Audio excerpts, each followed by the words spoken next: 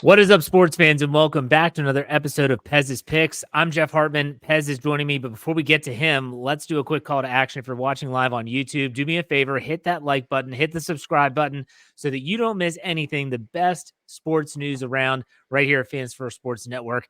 With that being said, I welcome in my buddy Pez. What's up, Pez? How's it going? FFSN, it's taken off, Jeff. We're going places. I mean, we're hot. We're about as hot as we were in the NFL, and we're the opposite, as cold as we are in NCAA hoops. But hey, that's living. That's what's gambling, right? That's why they Yeah. call it gambling and not winning.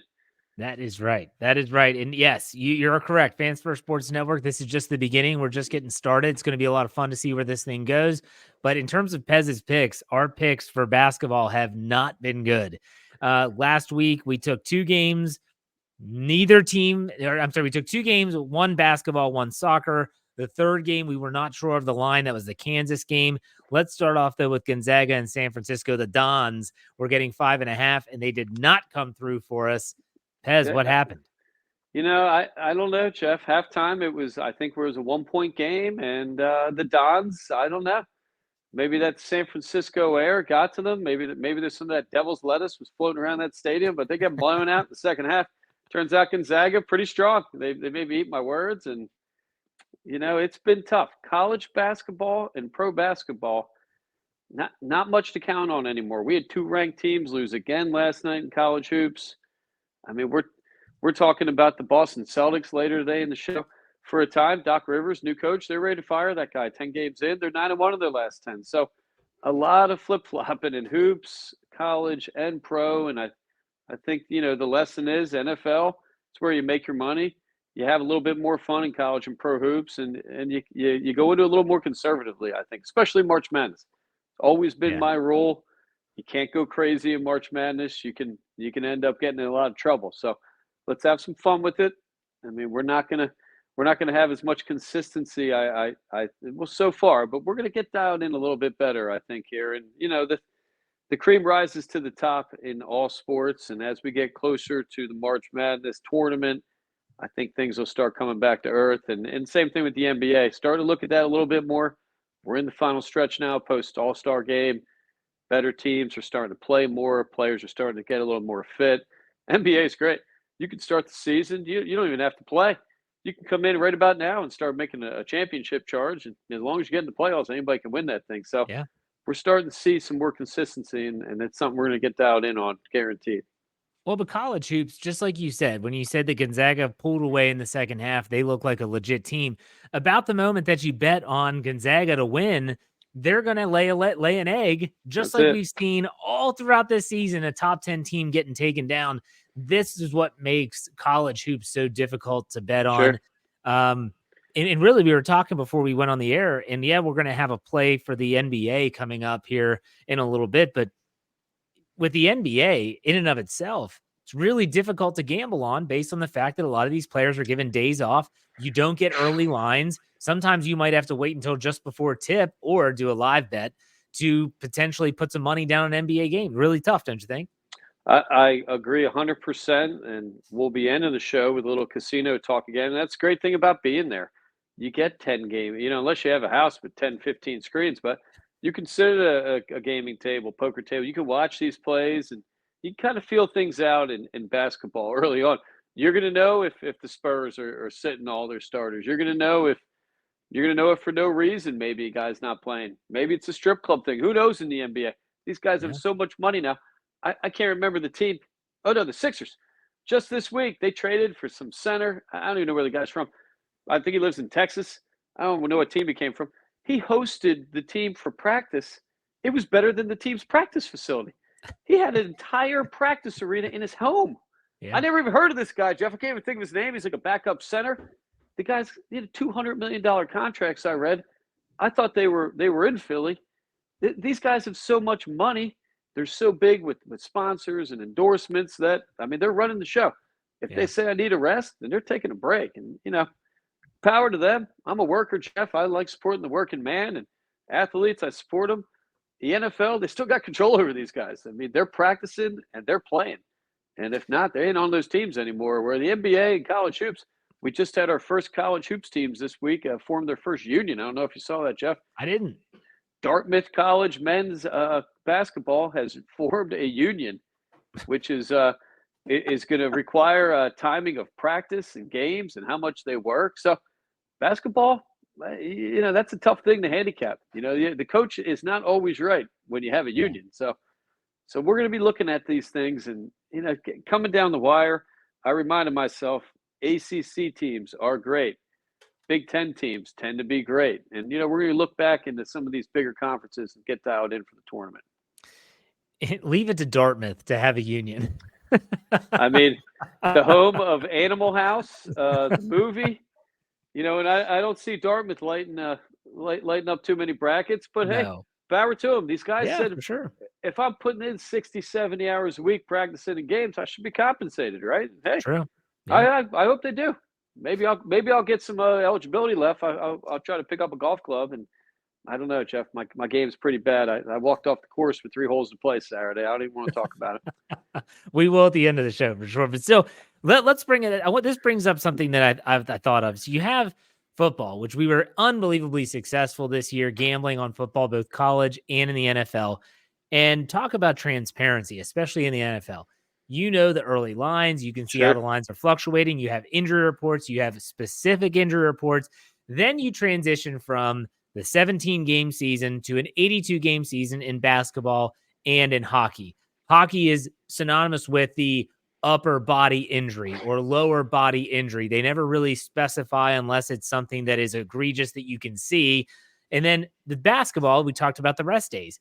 Then you compound that to 162 games of a Major League Baseball season. And that's really difficult because maybe they have a West Coast swing for an East Coast team. Are they resting key players if they have 3 straight games on 3 straight days?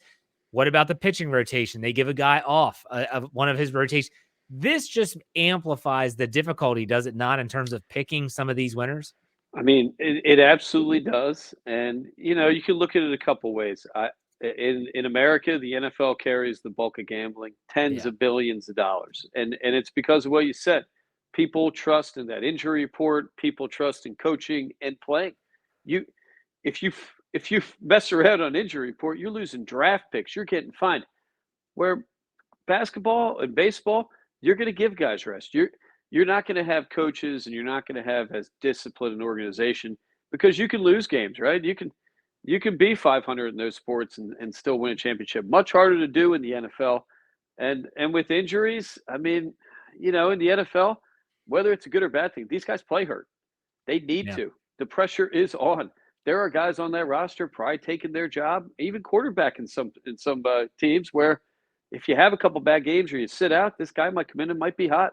We saw it in Philly with my man Nick Foles. I mean, Carson Wentz went down. Everybody, the guy. I wasn't a big fan, Jeff, but a lot of people in Philly talking MVP goes down.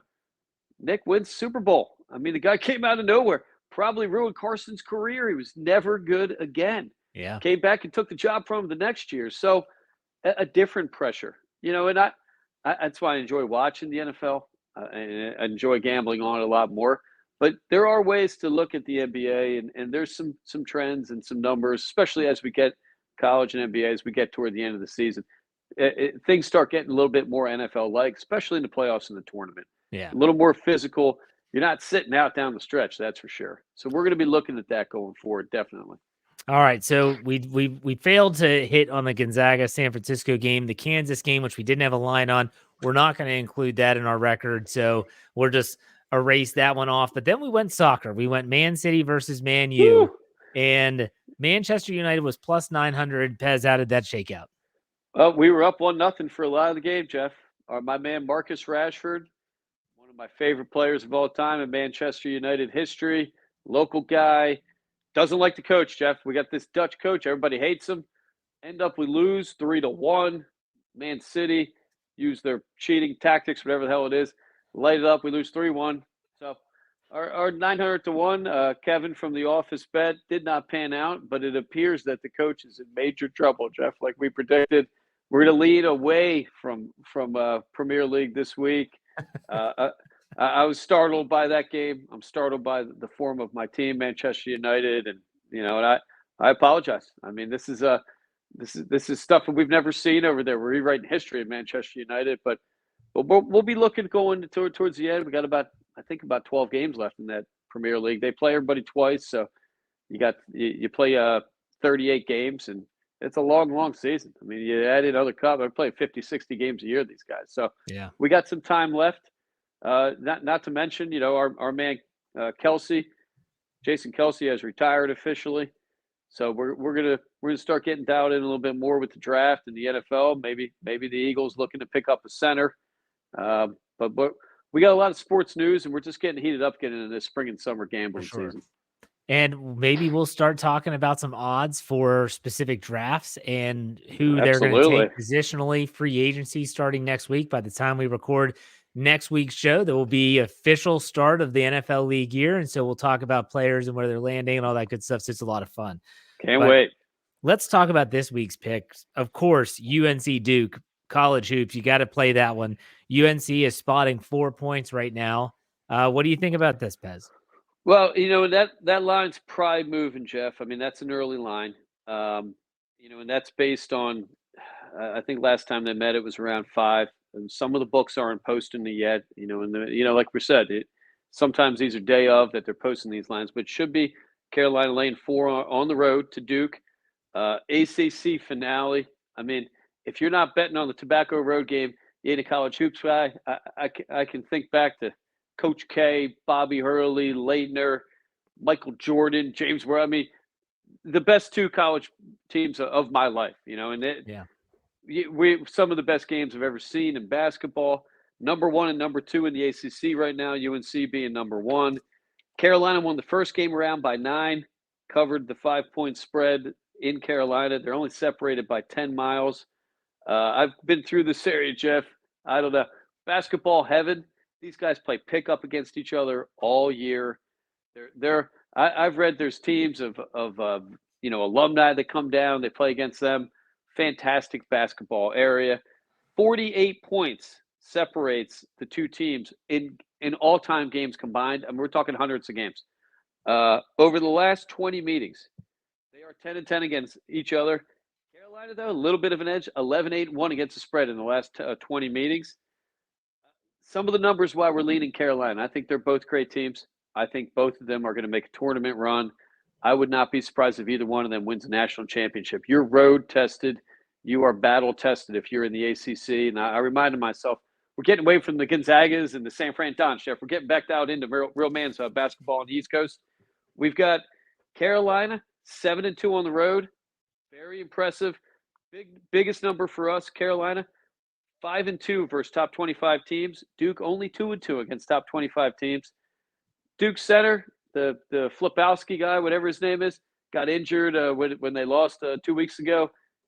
Still not 100%, I'm reading. So I'm a big Carolina supporter in this.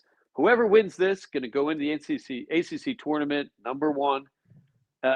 Probably both teams are going to be, I mean, I would imagine top 3 ranked teams in the tournament. And of course, the number 1 seed gets to play down there in their region, and that's a huge advantage for whoever wins these games going down the stretch. It's going to be intense. I can't wait to watch it. We got to put money on this, Jeff. We got to. It's like the Monday Night National Championship game or something. You got to bet Carolina Duke. Huge Tar Heel fan with this. I think that team a little bit more firepower, a little bit more heart behind them, and Duke still covered. Coach K hasn't gone that long, and without that guy there, I love betting against Duke without that guy. That guy. Belichick of college basketball. I'm glad he retired. Couldn't bet against Duke anytime he was on the court. The guy was an animal. Big time fan of Coach K, but I didn't like betting against him. So you're taking UNC, correct? Correct. We'll take the Tar Heels, laying the points on the road. I'm guessing it should be 4, maybe 3 points. I love it all day. I think they win. Shouldn't be a blowout, though. I mean, we don't see many blowouts in these games. It's going to be tight. Probably come down to foul shooting, and that'll be fun to watch. That's what's great about basketball betting, Jeff. You sit on your couch or your bar, wherever you're watching it, you have mini heart attacks down to the last 2 minutes. You can't believe what you're seeing. Teams come back, they're down 9, they hit a couple threes, your team loses, misses foul shots. It's good to get aggravation out too. I mean, if you win, you're happy, you're a happier guy, but you're going to be yelling, and that's a lot of fun. It's like being at the dog track or the horse track. Got to yell. At highlight tracks, Jeff, I don't know if you ever bet highlight. Highlights where they got the big hooks on their hands. it's mandatory to yell at whoever you bet on or against, and usually you don't even know who the hell they are. So, going to be a lot of that. Can't wait. Maybe I'll hit a local saloon. Maybe I'll try and find that Jason Kelsey guy around our area now, and then we'll get out there and get him some Bud Lights. That's his beer of choice from what I hear around town here. So, All right. Can't wait for that one. I can't support this current Duke team. I've typically leaned more towards Duke because I like Coach K. I really admired what he was able to do with the Blue Devils. Ever since that center forward that they had that limped off the court after they stormed, I think, was it Wake? Were they playing Wake Forest or something? They stormed the court. He is crying and limping off, and then 2 nights later, he's dunking a basketball. I'm like, give me a break. Yeah. Come on now. That's fake. That's fake right there. I don't like that. So I'm with you. Let's go with the Tar Heels against Duke. Now you want to go into the NBA though. You want to dip your toe into the NBA pool. The Celtics and Nuggets should be a good game. Early line is -3. The Celtics are giving 3 points. The Nuggets, they're a really good basketball team. What are your thoughts?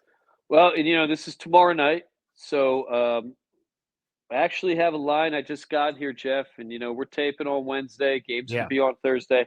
Current line: Denver getting 1.5 points, and I think we thought that number would be a little bit better. Couple things I like about Boston: 9-1 in their last 10. Doc Rivers taking that team over. Head coach they had was a little bit of a lunatic, Jeff. Guy was a little bit crazy. Doc Rivers came in. I think their lineup, most talented in the NBA. I love they have balanced team. Over the last 10, they're 9-1. And the good news for us, they lost their last game. Lost to the Cavaliers on the road. Tight game, 1-point game. Boston has not lost 2 games in a row since the first week of the season, Jeff. We're going back to November. What's that? 4 or 5 months ago. So I love them in this situation. We also, in the gambling world, we love as gamblers saying this. There's probably not many numbers behind backing it, but maybe there is. A revenge game. Only time they've played Denver going into this, they lost last time they played them, the Nuggets. So I like them in a revenge setting. I like them playing hot. They're on a 5-game road wave right here. Doc's got them playing balanced ball. I think talent-wise, there's no match. Boston out-talents Denver. Denver's playing decent, about 500, 6-4, I think, in their last 10. So I love Boston in this situation, coming back, not to lose 2 in a row. And, you have a veteran team. You've got strong guard play. Jason Tatum's awesome, Jeff. I could watch that guy all day. I'm reminded as a Sixers fan, guys should be wearing a Sixers jersey. I can't remember one of the many bums we took over the process that didn't pan out. We did not take Tatum. We took one of these other guys, not even on the team. Could have been that Aussie, Ben Simmons. Who knows? So I love watching them. I think this team's on a mission this year. This is Boston's year, and we're going to be looking to be laying some wood on them going out through the stretch now. And I have to remind myself, we thought going into this that it was a -3 line, and then it turns out to a -1.5. And honestly, in basketball, that's nothing. Like, you get stuck in football mode where you think, oh, it's a field goal. That's significant. Not really. I mean, like you said, we're talking about some foul shots. We're talking about an and one situation. It is what it is. But you like the Celtics over the Nuggets, correct? Big fan of the Celtics in this situation. And they're on 2 days rest, veteran team, better lineup, better talent on that team, and a better coach, I think. And Doc Rivers wasn't too popular in Philly, but he's got guys on that team that are willing to play his style, and it's panning out. 9-1, tough to say that. Usually, if you can win 9 out of 10 games in a 10-game stretch in the NBA, you turn into a favorite to win the championship. Not an easy thing to do any time of the year. And that's a big indicator we look for. So love them. And Denver's a good team. I mean, Denver, I think I checked, you might get plus 700. Boston, Denver to make the finals, and that's pretty legitimate that either one of them could get there. So I think this is a mark that Boston's trying to make, and they have that's a proud team, proud organization. I love them in this situation. For sure. Now, we want to switch it up, and we're trying to educate you out there, all the listeners at Pez's Picks. Last week, we talked at length about casino games. Pez told about how you should always tip everyone in the casino as much as possible. They'll give you, they will help you out in different ways, every single one of them. But you want to talk about online poker versus in-house poker tonight. And, it's funny because when you say online poker, I'll never forget, online poker was really getting popular. Texas Hold'em, that craze was just getting started in the early 2000s. And I was working at a gym as a personal trainer, and our manager was addicted to online poker. And we used to always say, up, he's going to the pocket. And what that meant is that he was getting his wallet out and he was depositing more money into his online poker. And he was just up, Dave's back in the pocket. Dave's back in the pocket. And he never won. So go ahead and extrapolate on online poker versus in-house stuff. To me, Jeff, it was when poker started turning to a game that was tough to trust. Online poker, to me, should be called cheating. You can call people. You can set up multiple accounts. Now, they claim they have an algorithm. Where in the early days, I had friends, and I did not get involved in this, Jeff. I hate cheating. They would get on the same table, party poker, poker stars, whatever it may be. They'd call each other. What do you have? You'd have 4 guys at the table. You're controlling half the hands almost, and they were cleaning up. As a gambling man my whole life, I decided that was a little bit too lowbrow for me, and I did not get involved. But they made a lot of money. I said to myself, who would trust this thing? I don't trust anything on the internet, especially with AI now.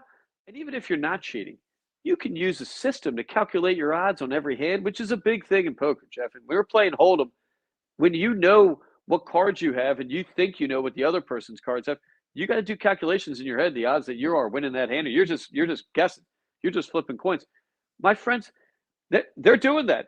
They've got apps. They're calculating. They're calculating the odds with my flush, if he's got this and what he's going to hit. Cheating, Jeff. It's unbelievable cheating. I don't know how it's legal. And I guarantee there's people that have figured out these algorithms, and they're talking and they're looking at each other's hands.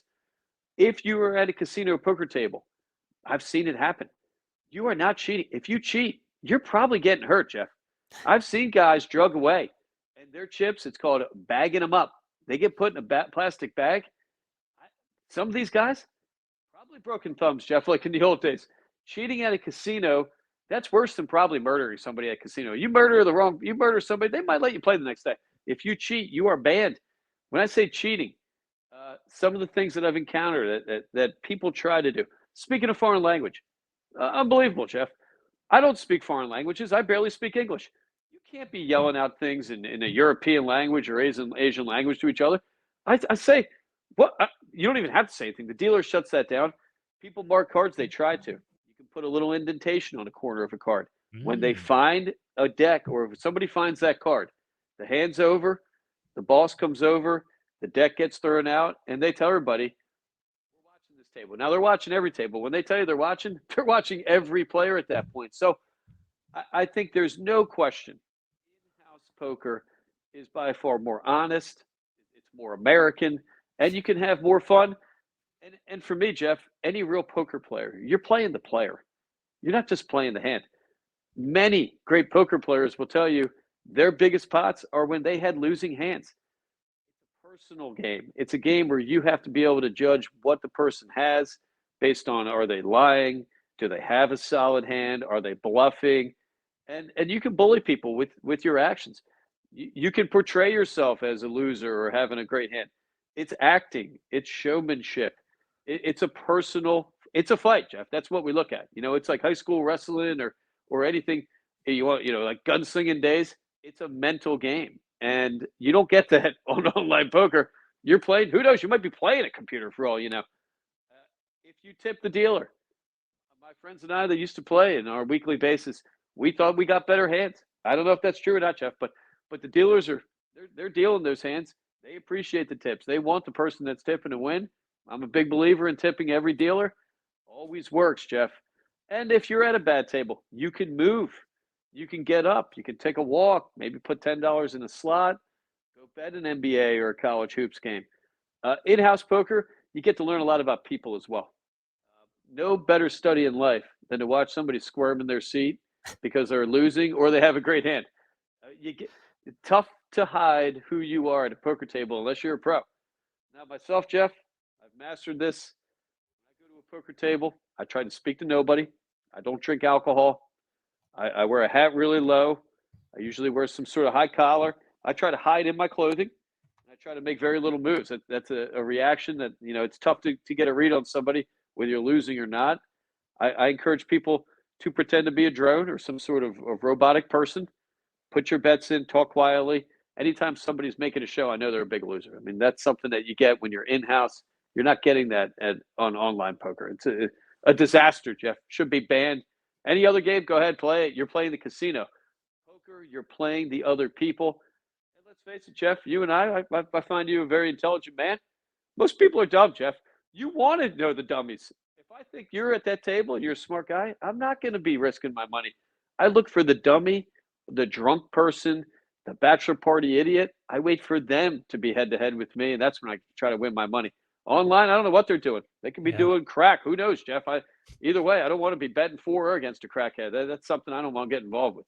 So when you sit down at a table, though, is there a certain amount of hands that you're going to give before you're like, okay, I'm going to get up and go to another table? Like, is there some type of number or a time frame that you're going to give the table to kind of get a feel for it? I'm just curious as to how you would handle that. So at a hold'em table, you have 10 seats. Yeah. My favorite seats are next to the dealer, Jeff. I like to be able to have a good view of the table from the middle of the table. So dealer's going to be in the middle. You're going to have one to the left. It's going to work Yep. around to seat 10. Seat 10 is my favorite. It's a lucky number of mine. I prefer that you've got a good position. It's called a power position. If you're kind of edged out physically and you feel like you're boxed in a corner, people read on that, and you feel that yourself. You're not comfortable. And like I said, it is a personal game. It is a game based on people believing or being intimidated that someone has a hand, even if they don't. Uh, what I like to do, I walk the room before I put my card in, before I go and sign up on a table. I like to look and see, is it a strong room or not? And, if you play at a local casino a lot, you're going to know some of these faces. I try not to sit at those tables. I want to sit at a table with the dumbest and the worst gamblers that are on vacation. Hey, what the hell? I lost $500. That's great. Or for those of us doing it for a part-time living, that's death. Yeah. If I'm in a position, I'm getting bad hands, a good poker player will tell you bad hands are kind of what you want. If you get cards that are bad to start on, you should be folding. If I fold for 2 hours, I'm happy because all I'm doing is I'm burning $3 every time it goes around in a loop, which is about an hour, 40 minutes. That's not bad. What you hate is when you're getting good cards and you're losing hands. So it's a tough call when to get up and leave. I think it's always a good call. If you're bluffing and you lose a big hand, you got to get up and walk away right there. People think you're full of bull chips, Jeff, or we're going to keep it G-rated this week. I don't want to go crazy. Yeah, losing a big hand on a big bluff, time to get up and take a walk. Maybe time to go home. Uh, when you sit long, you get to know the players. You're studying the players. You can pick up on things. Pick up how somebody throws in their chips, the volume of their voice when they're betting a good hand or a bad hand. And it doesn't take long to sit there and just study people, which I love doing, Jeff. I'm a bit of a voyeur. I could sit on a bench in New York City or Philly. I watch people all day. Fascinating animals, the human being, especially when they're gambling. Gambling, that'll make you honest real quick, whether you're a winner or a loser. And that is fun to watch. If you want to have a couple cocktails, feel free. That's something I don't, Jeff, but you might get a free hot dog out of the gaming room, depending on the casino. Not a bad place to spend a day. Not a bad place to win some money as well. I like sitting down at the table. The number I usually start with is 220. I'm going to cash in $220. I'm going to get 200 in what we call red chips or $5 chips. And I'll get $20 in white chips. You sit down. That's presenting yourself as a player, but you're not coming in as some showboat or dropping $500 on a 1-2 table. You're coming in as someone that, a little bit legitimate. Any money on a table at a casino is in play, by the way, Jeff. If you have cash on the table, you got your ring on the table. It's probably in Vegas. That's going to count as being in. So why have more money than you need? I mean, somebody might argue with me and say, well, what if you have a big hand? And, well, that's a risk some people are willing to take. My favorite room today is the Borgata in Atlantic City. Great place, Jeff. I guess I can talk about it. People got arrested. They're probably in jail. We had gambling ring working out of the Borgata. We had a South Philly, what we like to call a connected guy, Jeff. He was taking bets from the poker table. State police, they have offices in these casinos. You can walk up to the guy and make bets. I knew people that did it. I said, you're on camera. They're like, they're not looking for us. They apparently were. Jeff took down the entire operation. So that is a clean room. It's a room that you're not going to get cheated on. And, you can learn a lot about yourself and a lot about people from those games. And poker is a test of patience. It's not a test of luck. You have to fold. The cardinal rule is jacks or better. If you don't have a pair of jacks or better, you should be folded. Now, everybody has favorite hands. For me, it's a double sailboat. Fours are sailboats in the poker world. It looks like a sailboat. Pocket fours, I'm always holding on to. But if there's not another four that pops up, or if it's not a real bad flop, I'm probably folding that hand. Pocket aces, as a poker player, everyone will tell you that's like the worst hand to possibly have. It's kind of like a 2-0 lead in hockey or soccer or baseball or something. Pocket aces tends to lose every time. An ace king suited, great hand to open with in poker. Depending on the table, you determine, am I going to bet big and try and chase people out, when the cards get flopped over or pre-flop? And it's something that you learn while you're sitting there. Words, flop is when they dump the 3 cards over. Then you're going to get the next 2. They're going to be shared. How somebody looks at their cards, are their hands shaking, all these little things that we look for. And, it's kind of like being a police officer or a lawyer, Jeff. These are things that you pick up. I feel like I'm very good at determining when someone's lying. I'm almost always right. People act differently when they lie, unless you're a sociopath or a poker player. Sociopathic people can lie to you right to your face. Yeah. Or a poker player. I might be both, Jeff. I don't know.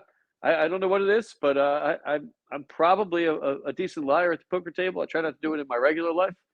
But at the poker table, if you're not good at holding your emotions in, then you're probably going to lose a lot of money. And that's something that you're going to get in person. You're not going to get online. It's true. That's really good stuff. I love that. Real quick, before we call it a show, you have any, you betting the Arnold Palmer Invitational this weekend? Jeff, I forgot to look at it, his numbers, but it's a small field, which we love. Holy moly. We have another guy that wins last week. I can't remember his name. I can't. Was he 15,000 to 1 or something? This guy was. Yeah. We haven't had anyone win a PGA tournament that was 100 to 1 or better. I mean, we're talking lottery picks every week. This week, Arnold Palmer, you know that course, Jeff. It's the Palmer, right? Or Bay Hill, yeah, it's the Arnold Palmer Invitational, yeah. You got to be a dialed-in player. I mean, a lot of water. A lot of bad business on that course. So we're looking for shot makers. I'm going to go with my man Sahith Theegala again. He's got good odds. Good odds. I mean, of course, the favorites are probably more likely to win, but hey, favorites ain't winning right now. So I like Sahith Theegala. I like his game. Coming in with some good form, shot maker, good short game, and I think that kid's destined to win a big tournament this week. And I think we talked off on there. All you got to do is hit one of these. $10 on 1,000 to 1 or whatever the heck the numbers are. Poof, you're sitting pretty. You're taking the family to Aruba or something and gambling down there. Those casinos, who knows what's going on down there? I want to say that your boy has like 7,500 odds right now. Take it. I went with my outright winner, Colin Morikawa. He's just a consistent golfer. He's taking some time off. He's probably healthy. He's getting geared up for the Masters. He's plus 2,500 in this tournament to win outright. Scheffler's in the field. Spieth, Thomas. They've got some big names. This is like the biggest tournament since they played at the Riviera Country Club. No Tiger, though. I've had another bet here. First round leader. I don't know why. There's something about this guy. I think he could be up there in the mix in the top 10 and maybe even lead after round 1, which is the bet. First round leader, Victor Hovland, plus 2,200 to be leading the tournament after round 1. So I love that bet. I looked at him this week. I've been thinking a lot, and I was talking with the Sling Man about this. One of my local betting partners here. I think the PGA stars are struggling because of the LIV controversy, and I feel bad for them. They got left out to dry, basically. Where Jon Rahm, I'm hearing $450 million he was given.